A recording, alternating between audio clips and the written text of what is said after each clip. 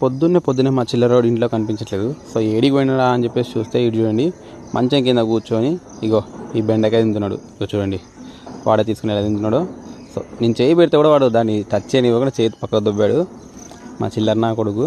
So చూడండి పొద్దున్నే ఎవరైనా చికెన్ బిర్యానీ తిన్నట్టు వీడు పొద్దున్నే లేచి బెండకాయలు తింటున్నాడు.